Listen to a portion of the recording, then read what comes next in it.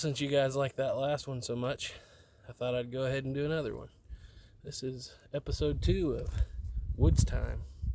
Should I call it Woods Talk? I don't know.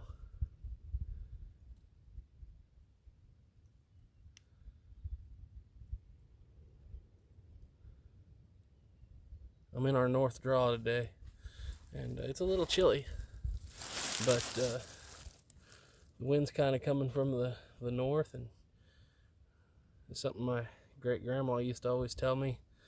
She said, when you sit where there's a little bit of a breeze and one side of your face is warm and the other side's cool, it means spring's coming. And there's the sun.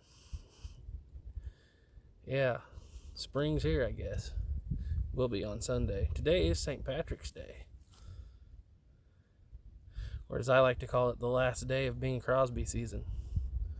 Bing Crosby season starts in October with the Walt Disney's Headless Horseman. Of course, goes through Christmas, and then the love songs through Valentine's Day, and then carry you right on through St. Patrick's Day with his Irish stuff. And it's good times.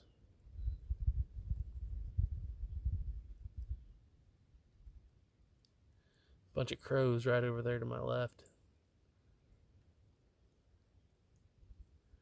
Just sitting on the fence. Cattle are all fed. I got up good early this morning and started the corned beef. St. Patrick's Day is pretty important to me, as you can tell. A little Scotch Irish here. I recorded some music. I got corned beef and mashed potatoes going. Well, my wife's cooking the mashed potatoes, Angelica is. She's doing all that. I usually do corned beef and cabbage. Didn't really feel the cabbage this year. Usually I'll smoke a corned beef like a pastrami, however you pronounce that. And I will cook one in a Dutch oven. Well, this year I didn't really have time to do the smoker and everything ahead of time, so I just did 2 Dutch oven corned beef. I did a point and a brisket flat. And I know my mom does not like corned beef because she grew up on it. It seems like back in the 80s, brisket was one of the cheapest cuts of meat you could get, and my grandpa loved to buy those briskets, corned beef, cook them about every Sunday. Oh, I loved them. My mom hated it. So I'm also doing a little roast for her too on the side. Well, once again, my wife's doing that roast.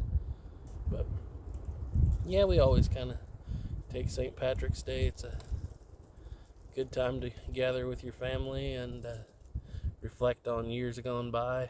I like to, always puts me in mind of 19th century Ireland. You know, it wasn't always good times then, potato famine, people coming over, but you know, they learned how to make do. Very resilient people, the Irish.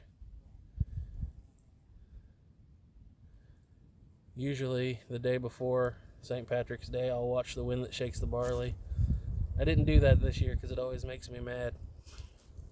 It's a very sad story about the Irish Civil War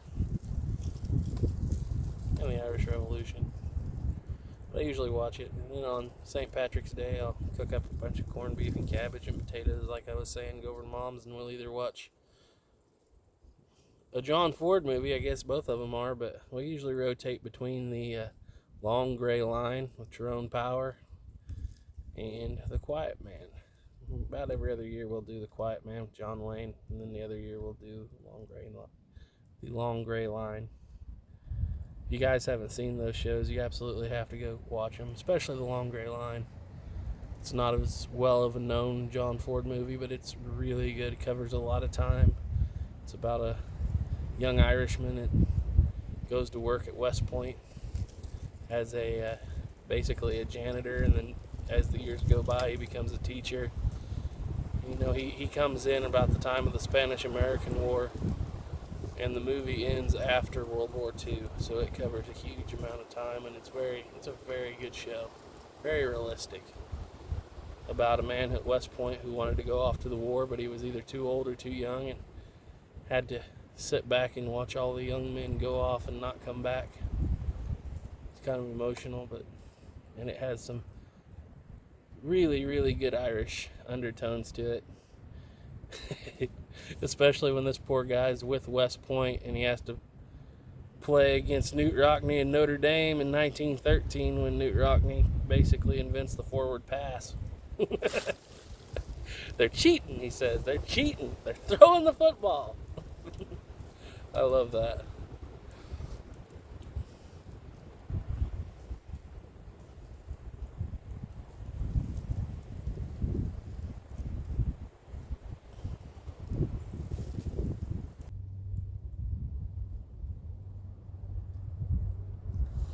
And there goes a squirrel.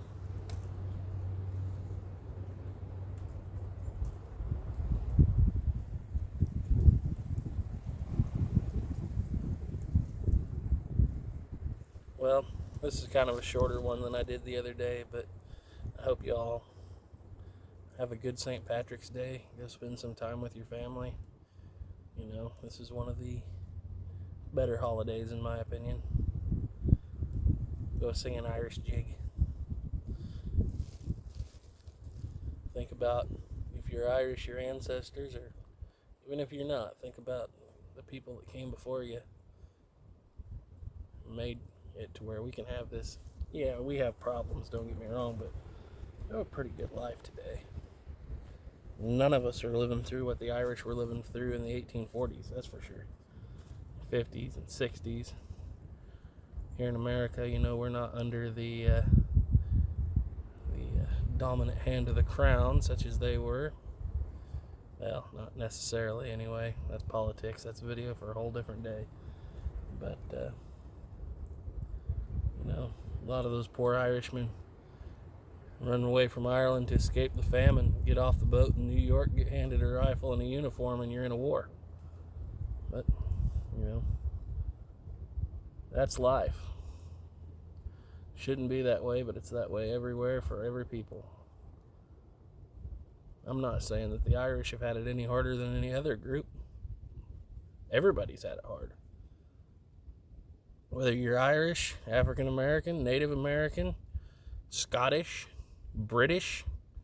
Think about the Brits. They had a hard time back in the day with the Romans.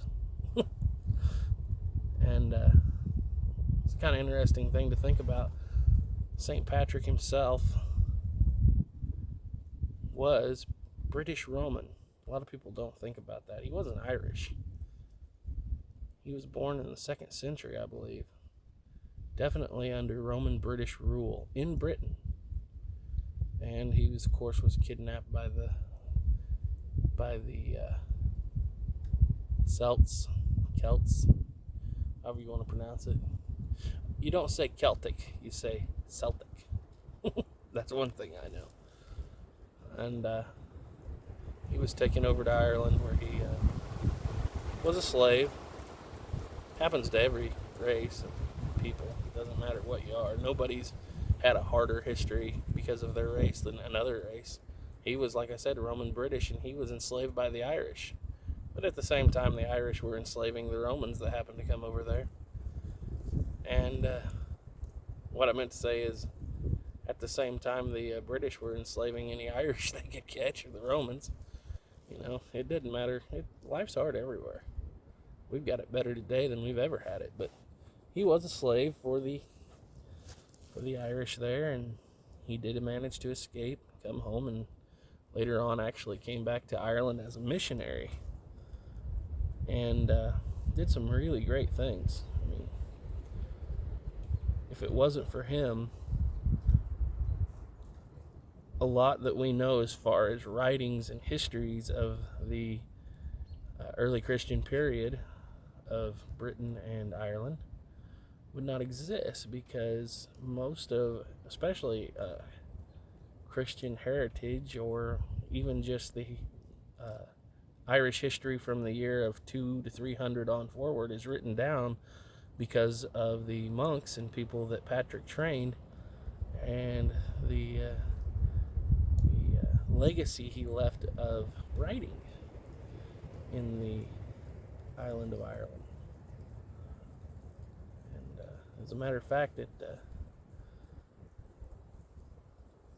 Patrick's Monastery, Patrick's Abbey, whatever you want to call it, they what they did there literally was make parchment and write. And most of people who love history today, writing was around, don't get me wrong, way before that, but most of the people that love British and Irish history have Patrick to thank for a lot of it. Because, for one thing, he was writing on parchment of hide. If they'd have been using paper from trees back then, we probably wouldn't have all the history that we have today. So anyway, there's my little rant. Go enjoy St. Patrick's Day with your family. Think about the people that have come before you, and have a good day. I'm going to go watch The Long Gray Line. See you later.